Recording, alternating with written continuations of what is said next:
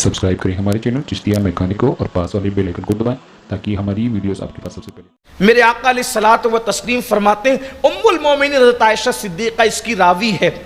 आका इरशाद फरमाते हैं, जिसने शराबी को एक लुक़मा खाने के लिए दिया, जिसने शराबी को, नशा करने वाले को एक लुक़मा खाने के लिए दिया, तो अल्लाह के हबीब अलैहिस्सलाम फरमाते हैं, अल्लाह उस लुक़मा खिलाने वाले के जिस्म पर सांप और बिच्छू मुसल्लत फरमाएगा।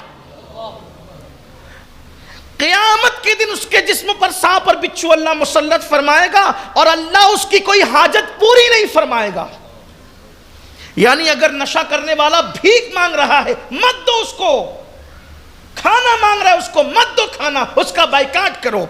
जब पेट में भूख पड़ेगी सुधरेगा, और उसको सुधारने की नियत से नहीं दोगे ना, तो इंशाअल्लाह इस पर भी आपको सवाब मिलेगा। आज तो हमारे मालेगांव का हाल ये हो गया है, ये जो आगरा रोड पर, किदवाई रोड पर, बाजारों के अंदर, मछली बाजार में और दीगर बड़े बड़े इलाकों के अंदर छोटे छोटे बच्चे जो भीख मांगते हैं, उन्हें भीख ना दी जाए, इसलिए कि ये भीख क्यों मांग रहे हैं? उनके माँ बाप ने उनको भीख मांगने के लिए भेजा है, और ये भीख मांग के दिन भर कमा के ले जाते हैं, और उनका बाप बैठ करके वहां जुए में उड़ा देता है, नशे में उड़ा देता है। तुम अपनी मेहनत की और हलाल की कमाई को इस तरीके से जाय मत करो। भीख किसको दें, यह भी तो सीखो। भीख एक सदका है जो हम किसी को मदद के लिए देते हैं। आज मैं आपसे ये दिल की बात कहना चाहता हूं, भीख एक सदका है, हम मदद के लिए देते हैं, नफली सदका। और नफली सदका आप किसी को भी दे सकते हैं। आप अपने पैसे से जुए को फरोग क्यों दे रहे हो? आप अपने पैसे से नशे को फरोग क्यों दे रहे हो? उन छोटे छोटे बच्चों को भीख मत दो। बल्कि अगर भीख दे रहे हो, आप उनको भीख मांगने पर, भिखारी बनाने पर मदद कर रहे हो। आपको बच्चों को कहना चाहिए कि आप काम करें या पढ़ाई करें। ये बच्चा अगर आज भिखारी बन गया, आज 10 साल का बच्चा ये भिखारी बनेगा, 5 साल का बच्चा ये भिखारी बनेगा। अगर वो 70 साल तक के जीता है तो 60 साल के लिए आपने उसको भिखारी बना दिया। आपने उसको भीख नहीं देना, आप कोई गुनहगार नहीं होंगे। खुद अल्लाह के रसूल अलैहिस्सलाम ने भी ऐसा किया है। आप ये ना समझे कि मैं इस्लाम के खिलाफ कोई बात करने बैठा हूं, इसलिए कि आपकी भीख का मिसयूज हो रहा है।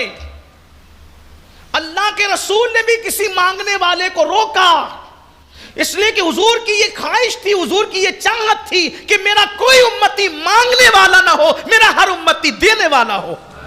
हुजूर अपनी कौम को देने वाला देखना चाहते थे, मांगने वाला नहीं। मशहूर रिवायत है, बहुत मशहूर है, कि एक जवान आया अल्लाह के रसूल के पास सल्लल्लाहु अलैहि वसल्लम। मेरे आका अलैहिस्सलाम के पास एक जवान आया और उसने अर्ज़ किया, या रसूल अल्लाह, मेरे बच्चे भूखे, मुझे भीख अता करें। वो तो आए थे सबको देने के लिए। उनकी शान ये थी, वाह क्या जूदो करम है, शहे बतहा तेरा, नहीं सुनता ही नहीं मांगने वाला तेरा। धारे चलते हैं अता के, वो है कतरा तेरा, तारे खिलते हैं सखा के, वो है जर्रा तेरा। कौन देता है, देने को मुंह चाहिए, देने वाला है सच्चा हमारा नबी। हुजूर तो आए थे देने के लिए, लेकिन उस दिन आने वाले को देखा, उसने कहा, हुजूर मेरे बच्चे भूखे हैं, चेहरा जर्द पड़ चुका है, फटे पुराने कपड़े, हुजूर मेरे बच्चे भूखे हैं। मेरे करीम आका ने कुछ देने की बजाय फरमाया, ये बता तू क्या करना जानता है, कौन सा हुनर तू जानता है, तू कौन सा हुनर जानता है? हुजूर पूछ रहे कौन सा हुनर जानता है। यानी सुन्नत यह भी है कि कोई मांगने आए तो उसको किसी काम से लगाओ। यहां तो पूरी कौम को भिखारी बना रहे, पूरी कौम को भिखारी। शाहजहां के दौर तक हमने जो तारीख पढ़ी है, अगर वो तारीख सही है तो शाहजहां के दौर तक हिंदुस्तान के अंदर ना कोई भिखारी नजर आता था, ना कोई चोर नजर आता। मुसलमानों के दौरे हुकूमत का निज़ाम ऐसा था। मदीने मुनव्वरा में मेरे आका अलैहिस्सलाम ने जो इस्लामी ममलकत को वजूद बख्शा था, उस हुकूमत में भी ना कोई चोर नजर आता था, ना कोई भिखारी नजर आता।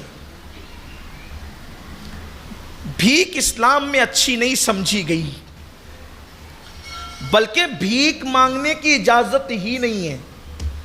आप पूछेंगे कि आदमी कब भीख मांग सकता है? अगर आप पूछेंगे कि आदमी भीख कब मांग सकता है, तो मैं आपको बताऊंगा, अगर उसका बाप मर गया है, ये मसला बता रहा हूं आप, अगर उसका बाप मर गया है, कफन के लिए उसके पास पैसे नहीं है, और एक पुरानी चादर है, एक पुरानी चादर है, तो इस्लाम कहता है कि उसी पुरानी चादर में अपने बाप को कफन देकर दफन कर दे, अब भी उसे भीख मांगने की इजाजत नहीं है। यानी भीख से इतनी बचाने की इस्लाम ने कोशिश की है कि जब तक कि आखिरी स्टेप ना आ जाए उस वक्त तक के भीख नहीं मांग सकते। और यहां तो पूरी कौम बिकार धंधा बना लिया है भीख को, और हम भी दिए जा रहे हैं ना। अगर नफली सदका ही देना है आपको, तो मैं आपसे ये बात कहना चाहता हूं, अपने मस्जिद के इमाम को दीजिए, अपने मस्जिद के इमाम को दीजिए, मदारिस के तलबा को दीजिए, नेक और मुत्तकी लोगों को दीजिए। इसलिए कि नफली सदका आप किसी को भी दे सकते हैं। अगर आपका पैसा अच्छी जगह जाएगा, आपने मस्जिदों के इमामों को तनख्वाही कितनी दे रखी है, 1000-1200 तो देते हो हफ्ते का, उसमें होना क्या है? अगर लोग इन मस्जिद के इमामों को देने लगे, अगर हर जुमा एक बंदा 50 रुपया भी इमाम के हाथ में रखने लग जाए नफली सदके के तौर पर,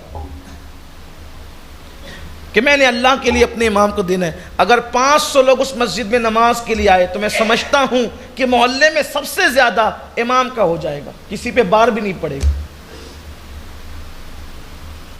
और आपसे कहता हूं, अपने इमामों का ख्याल करो, इसलिए कि जो जज के सामने वकील बन के खड़ा रहता है, तुम उसका इतना ख्याल करते हो। जो रोजाना 5 मरतबा अल्लाह की बारगाह में तुम्हारी वकालत करता है, उसका कितना ख्याल करते हो? ना इमामों की अहमियत है, ना इमामों की कद्र है, ना कोई कीमत है, कुछ नहीं रह गया। इमाम को तो चपरासी से भी कम तनख्वाह मिलती है आजकल, इसलिए लोग अब अपने बच्चों को चपरासी बनाना, पच्चर बनाना पसंद करते हैं, इमाम बनाना पसंद नहीं करते। माज़अल्लाह ये सूरत हाल है।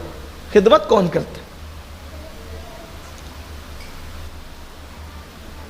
और जिस कौम का हाल ये हो कि जो कौम अपने इमाम को अच्छा ना देख सके, वो कौम के कभी अच्छे दिन नहीं आ सकते। बात दूर निकल रही है, मैं अर्ज ये कर रहा था कि अल्लाह के रसूल सल्लल्लाहु अलैहि वसल्लम ने उस जवान से कहा, तू हुनर क्या जानता है? उन्होंने उसके हुजूर में कुछ नहीं जानता, सिर्फ इतना जानता हूं कि मैं लकड़ियां काट सकता हूं। हुजूर अलैहिस्सलाम ने फरमाया कि तेरे यहाँ कुछ है? तो उसकी हुजूर मेरे पास एक कटोरा है, और वो लकड़ी का कटोरा हुजूर अलैहिस्सलाम ने मंगवाया अल मुख्तसर के, उसको फरोख्त कर दिया, बेच दिया वहाँ। जब हुजूर के हाथ से लोगों ने लिया तो उसको महंगा लिया। आका अलैहिस्सलाम ने फरमाया कि ये ले जा, और इससे वो कुड़ाड़ी के ऊपर का जो हिस्सा होता है लोहे का, वो खरीद कर ला। जब वो खरीद कर लाए तो हुजूर अलैहिस्सलाम ने उनको कुड़ाड़ी दी, और फिर फरमाया कि जा, मेहनत में बरकत है, मेहनत कर, भीख नहीं मांगना, मेहनत कर। हुजूर अलैहिस्सलाम ने लगाया काम से, जा मेहनत कर, काम से लग। फिर वो नौजवान मेहनत करने लगा। जो मांगने आया था, चंद दिनों के बाद नजर लेकर आया। ये पोजीशन हुजूर देखना चाहते थे अपनी कौम की। हुजूर अलैहिस्सलाम ने गोचे वो लिया तो नहीं, उसमें बरकत की दुआ कर दी, लेकिन लकड़ियां काटते काटते उसके हाथ सख्त हो गए थे, कड़क हो गए थे। हुजूर अलैहिस्सलाम ने उसके हाथों को चूम लिया। उम्मती के हाथ नबी ने चूमे, और चूम करके फरमाया, जो हाथ हलाल कमाते कमाते सख्त हो जाते हैं, अल्लाह उस पे जहन्नम की आग को हराम फरमा देता है।